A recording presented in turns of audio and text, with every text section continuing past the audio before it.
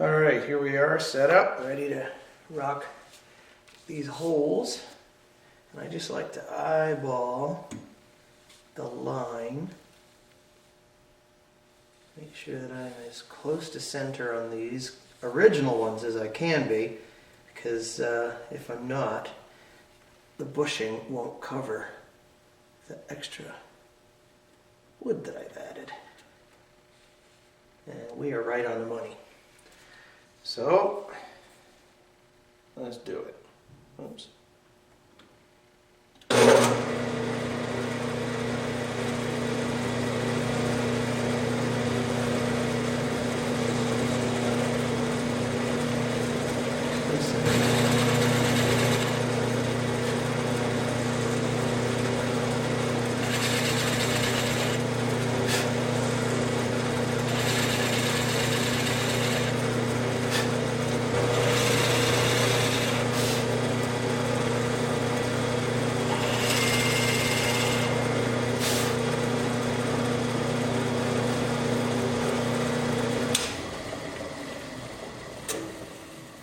So what I did there was a sort of a countersink hole that a slightly smaller bit is going to center into.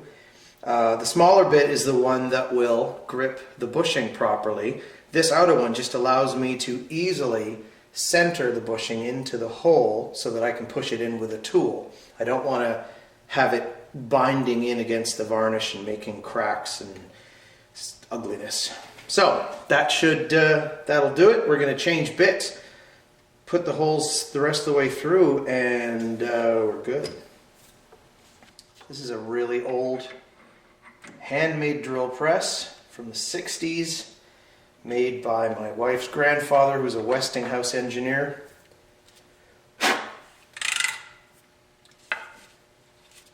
So it is not without its wiggles and wobbles, but it does a fine job.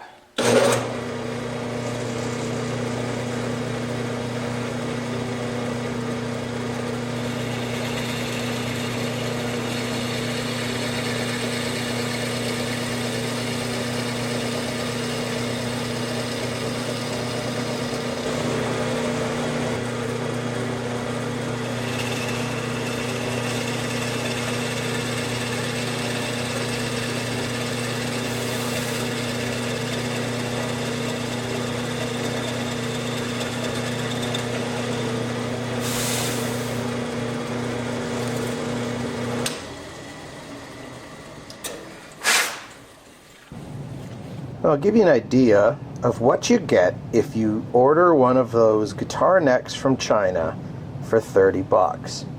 One of my big reasons for getting this one was that it already came varnished. That other Strat neck already came with a vintage tint varnish on it, and it meant I didn't have to do anything to it. But I got that one from Mighty Mite in the US, and I paid 120 bucks for it. This one I paid less than half, and I'm discovering why. I mean, one of the small things, and I decided to dismiss it, was it's got this sort of, I call it an affinity truss rod access opening. I like the way Fender, sort of Squire and Strat, Squire and Standard and above have, I guess it's rosewood insert in there. It just makes it look nicer and cleaner. Having just a hole drilled, rough cut into the body like that, or into the neck headstock, just looks crappy. But I thought, well, I'll go for the vintage tint finish. It's still going to look good. We're fine. But look how bad some of these holes are. Like that one's close. That one's just not close. That one's not close. That one was fine, fine, and fine. So mine are straight, just to give you an idea. And the wherever you're seeing stuff like this, that's where they drilled off center. So they just did this without any kind of guide. Probably by hand, using a hand drill. And then, you know, maybe a punch to try and get them started, but the bit skated or whatever. I don't know what the excuse is, but these aren't straight, and it's not hard. I don't have a lifetime of experience doing this, and I can do a darn near perfectly straight job. It's hard to tell because the holes they're sitting in aren't straight. And I can't, you know, until I put the tuners in, I'm not going to be able to line them up and see. But you'll see when I put the tuners in that they're perfectly straight. So, you can tell by the reflections, and I've scuffed up the varnish and I put a scratch. That's hard to see. But there's just a tiny scratch here when I was lining up the drill bit with the holes. That obviously the bit sort of lowers slowly on its own. But I mean, these holes weren't even that clean anyway. Even this one, look at the chips around it. So the bushing may not cover those up. In fact, they probably won't. And it definitely is not going to cover that or that. So I don't want that exposed because that looks like crap. I don't really like a black headstock as much as I like this sort of matched finish with a name on it. I only can do black logos with the water transfer paper I have.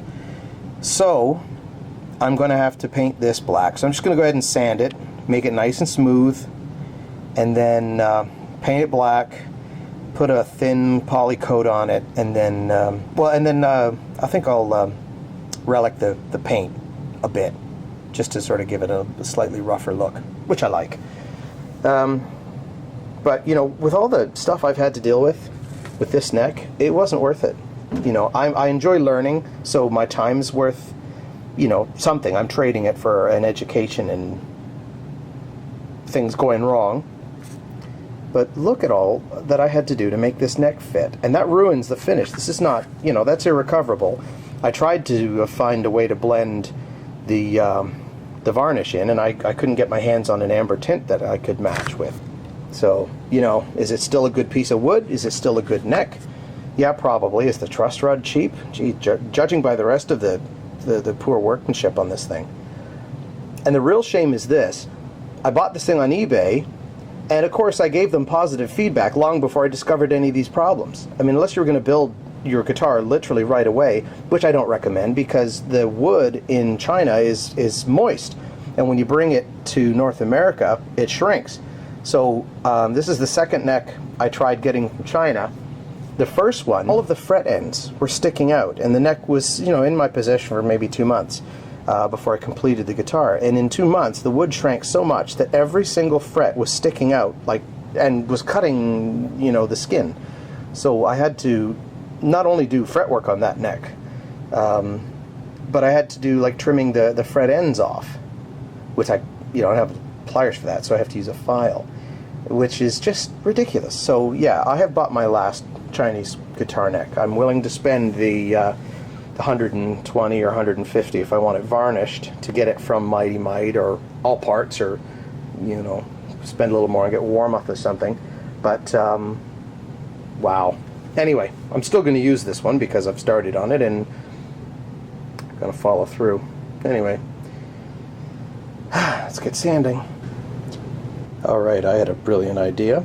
If I'm going to have to paint the headstock, it needs to look interesting. I was just going to paint it black because that's really the only thing that's going to match the guitar body. But then I thought, why don't I do something a little more interesting with it? So I did myself a little bit of an Eddie Van Halen paint job. We do this with 2 hands, without 2 hands. There you go. Of course I staggered these tape strips. There we go.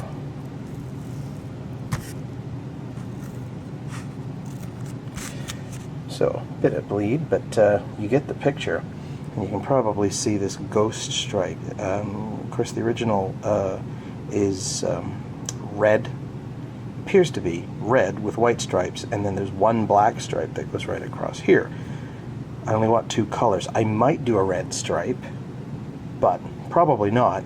And by just taping it off like I did and then snipping out with an X-Acto knife that little section, it sort of makes a black ghost stripe where that one used to be. So otherwise the white stripe, the main one here, is uninterrupted except by that black stripe.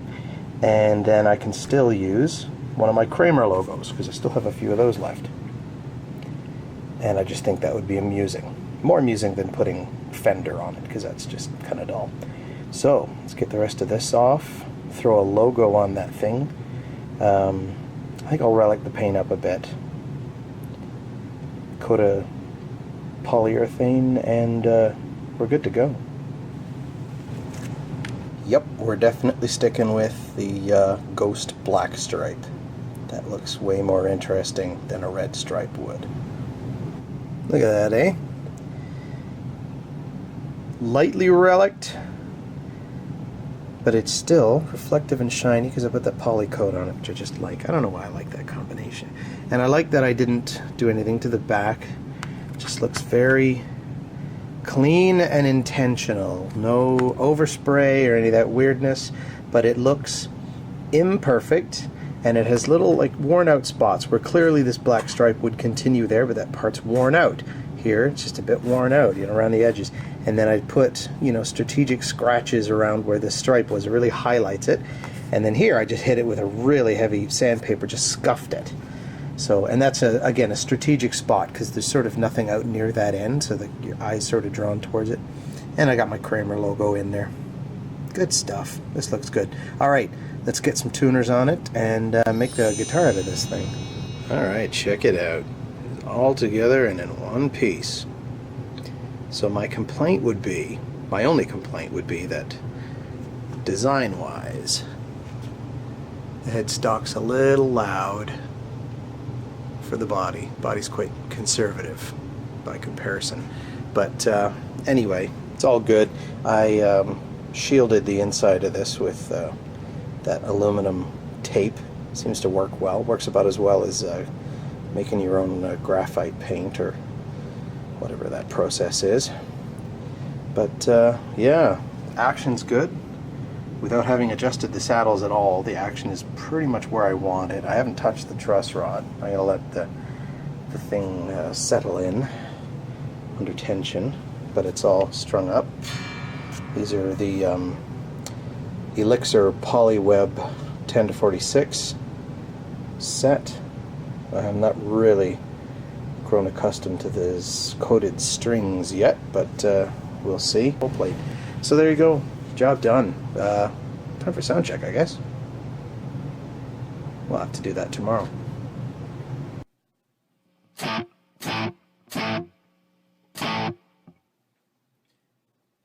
Alright, so here she is. I put roller trees on it just to improve the buzzing. You always get at the G string on a Telecaster. The distance from here to here is a harmonic of the string, so when it rings, the G string always rings out, and trees certainly take care of that, and roller trees eliminate a bit of the friction.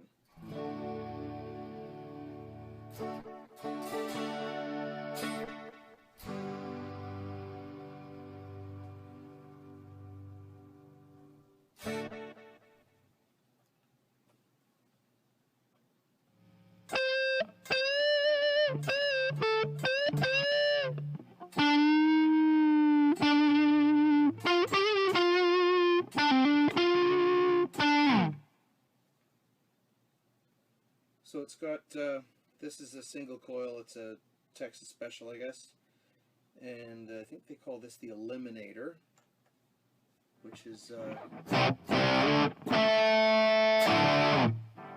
humbucker or single coil.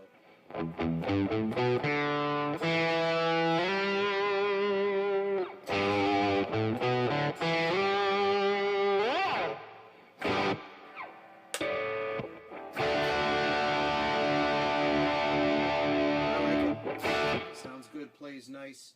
I had to do the nut slots at the absolute last minute, and I went just a shade deeper than I would like to have done on the G string because I had to do it in 30 minutes and literally on stage that afternoon, and I had to be somewhere. So yeah.